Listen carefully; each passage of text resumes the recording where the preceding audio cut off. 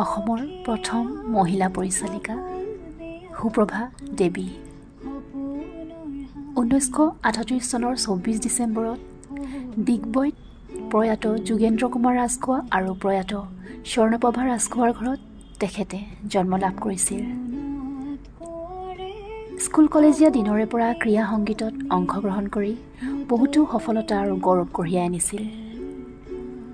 গুৱাহাটীৰ বেলতলাৰ ৰাজ পৰিয়ালৰ প্ৰয়াত দ্বিজেন্দ্ৰ নাৰায়ণ দেৱৰ সৈতে বিবাহপাশত আবদ্ধ হোৱাৰ পিছৰে পৰা ছবি জগতৰ লগত বিশেষভাৱে জড়িত হৈ পৰে।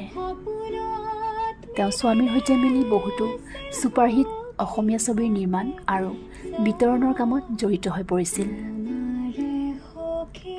যুগবিয়োগ, তৰামাই, মৰমী আদি ছবি নিৰ্মাণ কৰিছিল। 1984 চনত নয়নমণিৰ পৰিচালিকাৰ ভূমিকা গ্ৰহণ কৰি ৰাজ্যখনৰ প্ৰথমগৰাকী মহিলা পৰিচালক হিচাপে ভূমিকা গ্ৰহণ কৰি শিল্পী দিৱস বঁটাৰে সন্মানিত হয়। গীতিকাৰ তথা ভাল অসমীয়া লোকসংগীতৰ প্ৰেমী সুপ্ৰভা দেৱীয়ে প্ৰয়াত নিৰ্মল প্ৰভা বৰদলৈ, প্ৰয়াত দিবন বৰুৱা আৰু ৰমেন বৰুৱাৰ সৈতে কাম কৰি তেওঁৰ ছবিৰ গীতৰ নিৰ্দিষ্ট বহু সুৰ আৰু গীতৰ কথা নিখুঁত কৰি বহুতো চিৰসহজ গীত সৃষ্টি কৰিছিল।